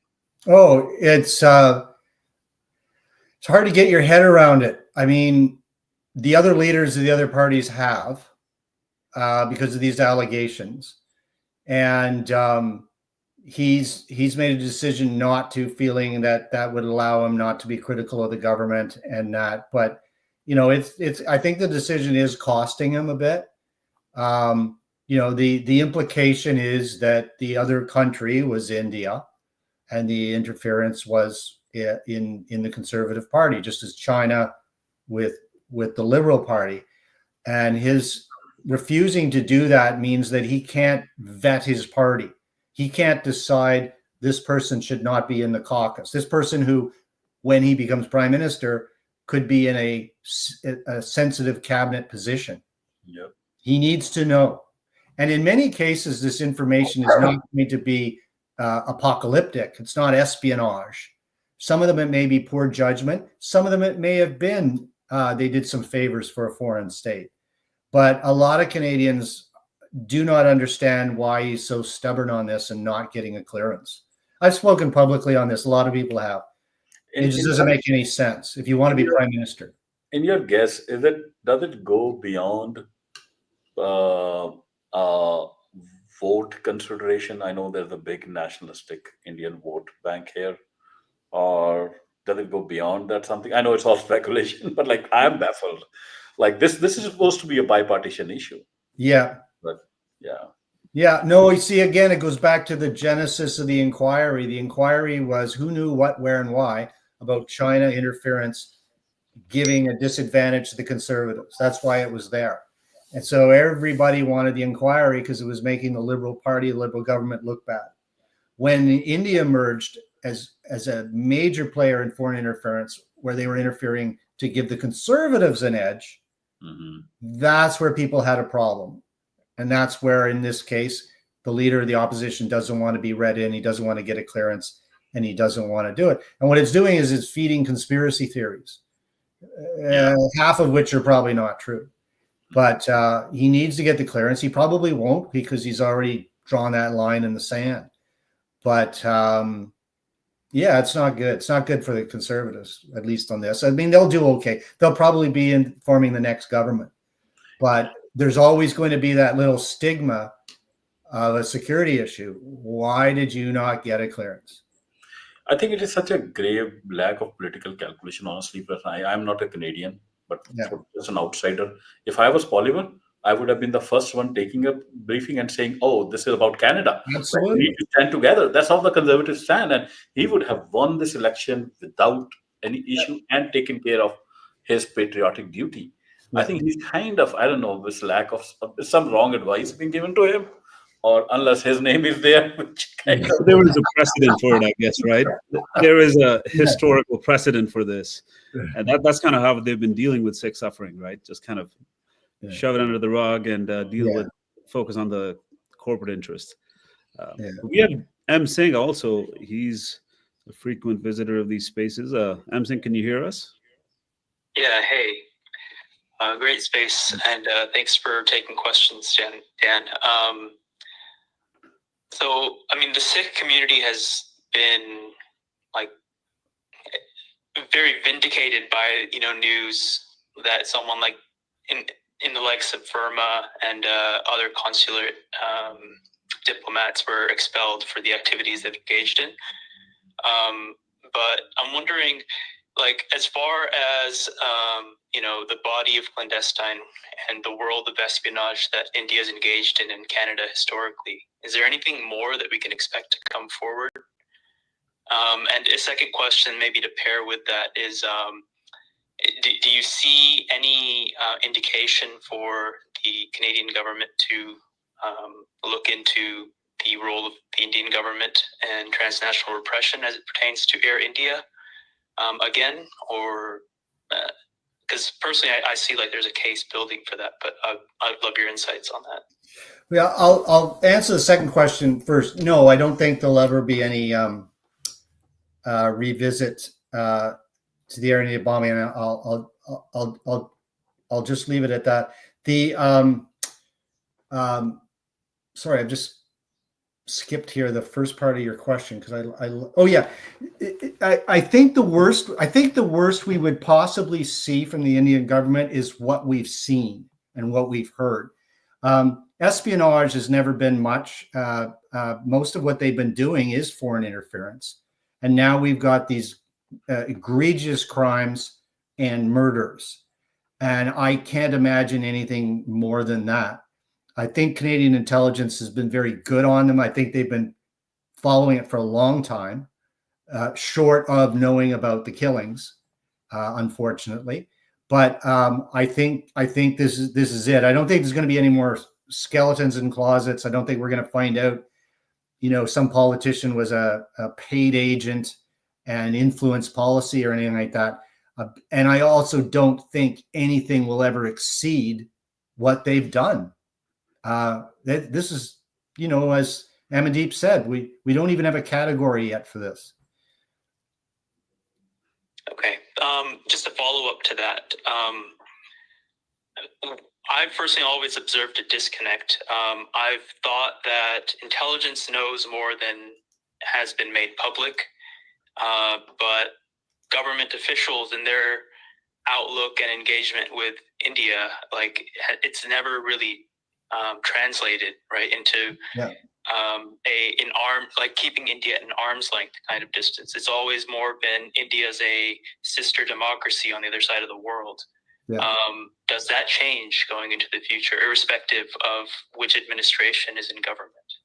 Yeah, I mean, it's ultimately a political decision. The intelligence services, they have no say in this. And you're right, there is always knowing more. I mean, if we were in the business, we don't always want an adversarial state to know what we know, right? That's the gold dust of intelligence, is you collect the intentions, activities of a hostile state, but you don't let them know that you know. And so there'll always be intelligence that's not going to be revealed for a variety of reasons, and of course to be able to continue to collect intelligence. But I think the second part of your question is it's always going to remain a political decision, and I don't think Ottawa right now is probably even contemplating the future, where they're going to go with the Indian relationship. Of course, they're seized right now with tariff issues with a friend and ally. But I think what we're going to see is the criminal investigation that the RCMP has, that will continue, that will persevere. But where Canada's relationship ends up with India down the road, I don't know. But I think it'll take a long time before it gets back on the board. We got 40 diplomats that were kicked out of Delhi. We have people that need visas. We need travel and business in that. But I don't want Canada to move ahead on that until we hold these people accountable for what they did. That's my opinion. But the Indians were celebrating. They were saying it is a great thing because the consulate, Canadian consulate in Chandigarh got shut down. Yes. So the Sikhs won't be able to. It was the most horrendous thing I could hear from, they're celebrating that their own citizens are going to undergo difficulties. Yeah, I know. That's right. Do you think, Dan, in your experience, India treats the Sikhs as, especially even in living in India, as equal citizens to their majority? No. I mean, we know that. I mean, they repression of religious minorities. I mean, we all know about, the Muslim population, the Oyota Mosque. It's all there. And there is a religious dimension to this. You can't rule that out. And it's historic. And as you articulated, Amandeep, you mentioned that, Punjab before partition and the history I don't know that well, but I think sadly that's going to always be there. Is this Dan incident and the spat going to trigger more interest and study into India, the Indian state, its foundation among intelligence agencies, even in universities like what you were doing? Yeah. Oh yeah. I mean, it's always there. I mean, I mean, I have, like I say, I have a bit of a background on South Asia, and so if you want to collect good intelligence, you need to understand the culture and the history. My history of background. Most of the books there are all history, and you need to know the history. I've worked many other areas besides South Asia, Russians and other areas, and you need to have a really understanding of the history and the culture and the nuance and everything like that in order to collect intelligence that's useful to the government. And so you have to look at all sorts of emerging powers and rogue regimes. Yeah, I know you have been acting ignorant deliberately, and you know a lot about history, in fact. But being a good intelligence professional, you've been kind of threading that very neatly. And Aman, but you don't have those restrictions. You can go ahead and talk about history or whatever. Yeah, no, I'll add a couple of comments, but I think Angad, if you're available, if you have the ability to talk this time around. I know we are also we're mindful of the time. We are almost 1 hour 45 minutes in. So Dan, whenever you want to drop off, let us know. We continue these spaces all the time. But yeah, no, I think I will. I will. I just want to say one thing. One, I'm very flattered you asked me on this, Amity, but you asked me on this webinar. But I just want to say, I can't imagine being a Sikh how much anxiety people must feel right now. I know, particularly in Canada. I know a lot in the community in Canada. I know some in the Americas as well. But I can't imagine how it feels with what you've heard and what you've experienced and what you've experienced for years, and what people haven't listened to you and people haven't been hearing you, or they think it's just an India problem and they wish it would go away. But I just want to let you know there are people that empathize with that and see it the way I do, which in Canada means we're all Canadians. We all stick together. It's the same with the United States. You're all Americans. You should stick together, and I think you do. But I just want to say, in a way, I just feel very sad about what's happened and what they've done to the community. And I very much hope, and I'm quite confident that things will get better.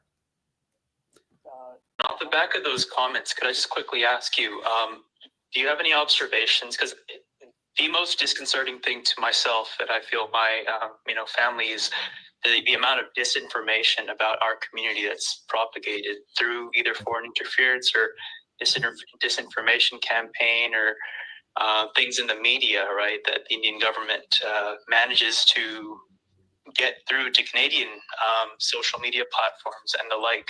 Yeah. Like, is there any advice for our community or some observation you have with respect to that? Yeah, I mean, I don't know. I don't have a background as far as the disinformation piece, and I would say, deal with your representative. You're, I mean, I think you're Canadian, are you? Well, I have family in Canada. Okay, sorry. I thought maybe you were in Canada, but I think it's obviously the same in the States. You've got Congress, you've got senators. They have to represent you. I mean, I'd say the same thing in Canada. We've got members of parliament, we've got provincial. They have to represent the community. And you don't feel safe, you see garbage written. That's the best way to push back. Just use those institutions. Yep. They're resilient institutions. That's why we had an inquiry into our democratic processes. And to me, that's the best defense is get them to represent you, when this crap comes out. Great, thank you. I would love just to ask one more question, if that's all right. Go ahead.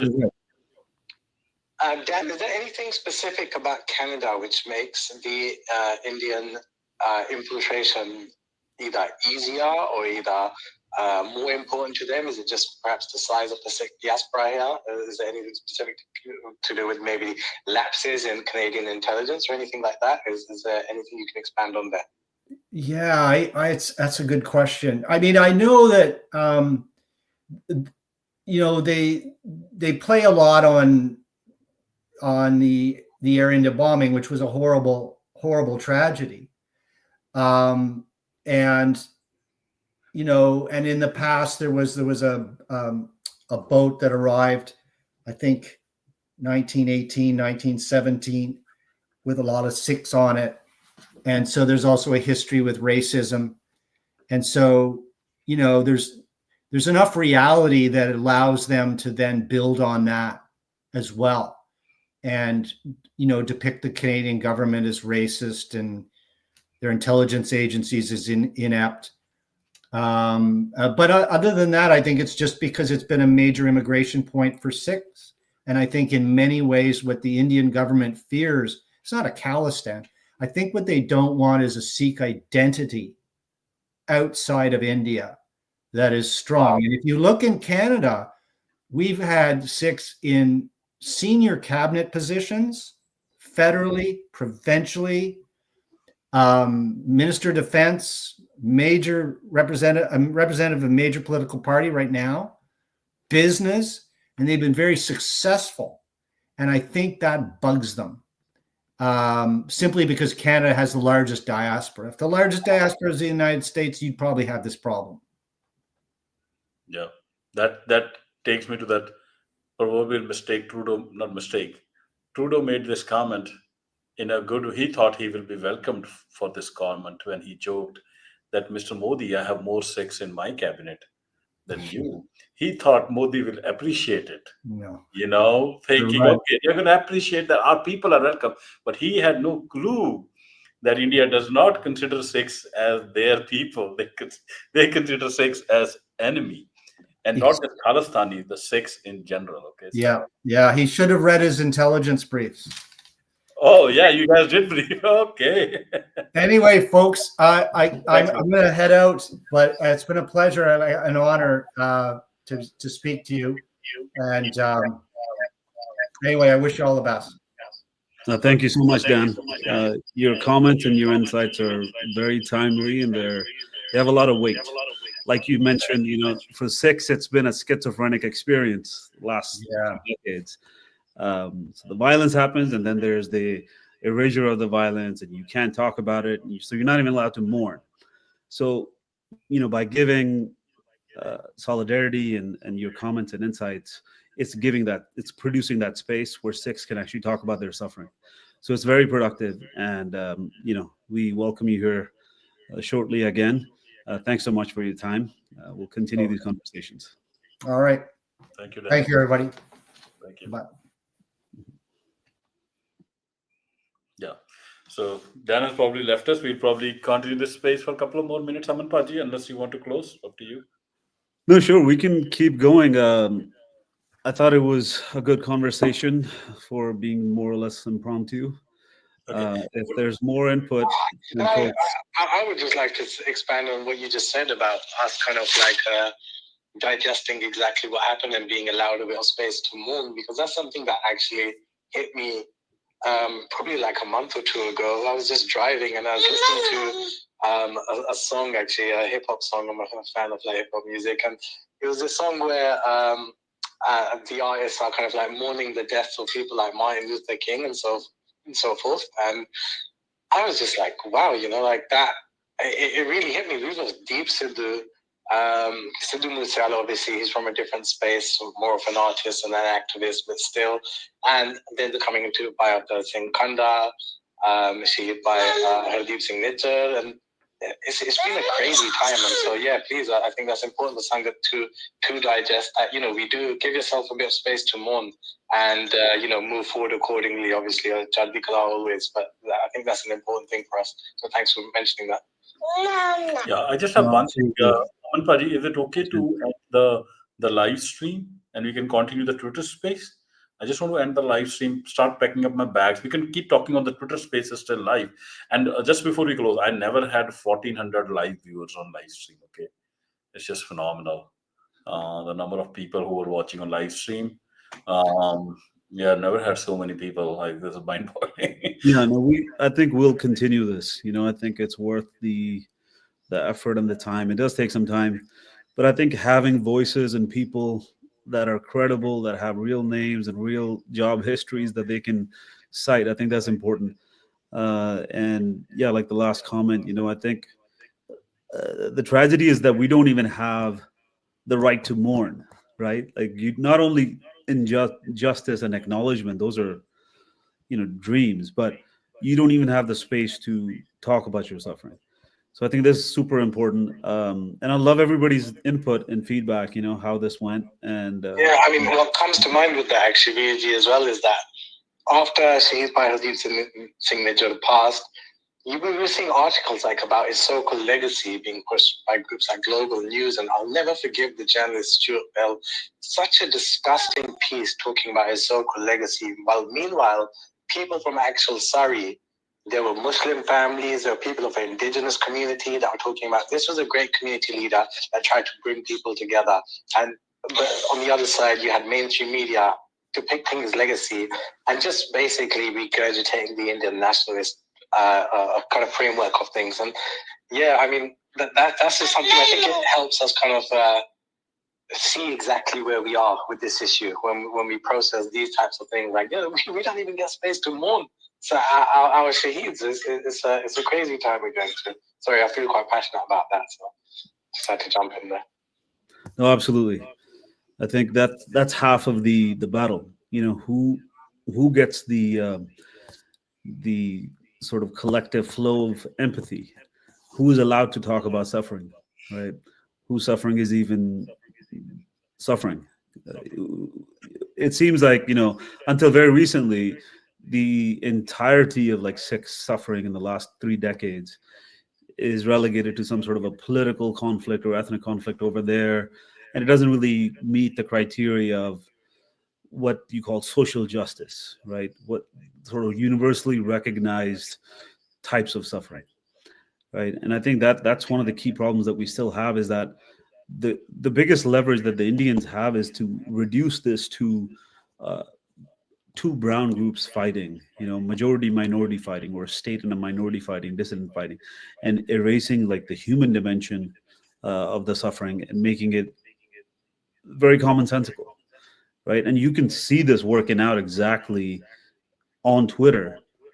Protests in front of a Hindu temple. I think the entire Canadian Parliament was on Twitter within the next 2 hours, right? And then the same day, you have thousands of people in the streets encircling Sikh places of worship, attacking Sikh families, and it's more or less silent, right? There's no response. And so those mechanisms, right? Like who is able to invoke sympathy and outrage, like selectively? I think that's what we need to kind of focus on, and keep opening up these spaces and kind of laying bare, what's really going on underneath the paper, what's on paper. But yeah, if you guys want to go on to the audio space, we can do that, or Yeah, end it either we way. can continue here. I'm going to move that. Yeah, let me. Yeah, we can probably close the live stream. I think that's ideal, because then we can keep talking on the live stream, the Twitter space. I'm going to end the live stream, and if people on live stream want to join us on the Twitter space will be live for quite some more time. To find the Twitter space, you can find it on my timeline. Else you can go to, it's being run from Amandeep Paji's Twitter account. And Paji, can you tell me your whatever your The alias is, handle, alias Twitter handle? yeah, Sarkare Khalsa. So just I'll send it to you. I'll pin it to the profile as well. Yeah, I think Coin has her hand raised. if you can just respond in this chat, and we can take Coin's question, and then we'll close the live stream and we'll keep the Twitter. Coin, go ahead. Waheguru Ji Ka Khalsa, Waheguru Ji Ki Waheguru Ji Ki Fateh. Fateh. Oh, Waheguru Ji Ki Fateh. That was such an excellent space, and thank you so much for organising it with Dan Stanton. Yeah, there was a lot to unpack as an audience. There was a lot of really insightful, measured comments made. Yeah, he definitely has an amazing grip on what's happening, and to sort of listen to someone with such a huge history and experience in the realm of intelligence is it's a privilege, and more so to hear from his words that he stands by the Sikh community, because it is the most Canadian thing to do, to support your own, and I think that's something that shouldn't be it shouldn't be taken lightly, and it should give a big amount of support. Like, we may not have the numbers in terms of your huge support, but we've got really good quality support, people who have introspect and understanding of what the situation is. And I think the framing of the question, transnational terror, future of liberal democracy and Hindutva, is excellent, because Canada is gripped by foreign interference, and the Indian interference is laced with Hindutva, which is Hindu fascism. And that's what we're seeing on Canadian soil. Yeah, I just want to add to that. To hear someone like Dan Stanton say that, I'll just say one more thing, and I'll just stop. For him to say that they don't want Sikh identity outside India was massive. That was really massive. Really, that was a really important statement. I hope everyone digests that. This is really beyond just like a geopolitical thing for the Indian state. It's something that's coming to the very heart. I'm sorry to interrupt you. Yeah, massive thing. I got goosebumps. He said it because this is something that we've all, a short period or whatever we've been observing things. It is such a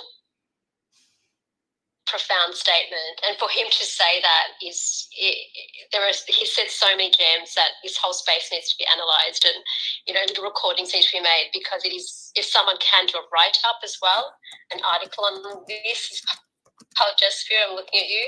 If you can, it'll just and be we so have the headline amazing. there. We have the headline exactly what you just said, that the targeting is not the targeting of Khalistan. Is just they don't want us to have a Sikh identity outside of India. So massive. You got the headline there.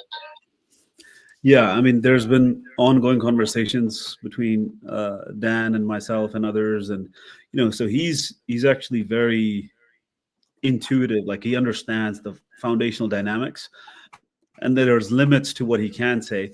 But I think even what he hinted at is great. There's a reversion to, there's like a allergic reaction to any political subjectivity, right, outside of what they allow you to be. So I think that's great that he's brought that up. And I mean, ideally, if we have folks that can, help put this into more digestible formats, right, the video, that'd be great. Editing folks, video editing and others. But let's move it on to the audio space, right, Harjeet Singh? Yeah, Haji, let's move on the audio. I'm going to just close the live stream, and then we'll keep talking on the Twitter space.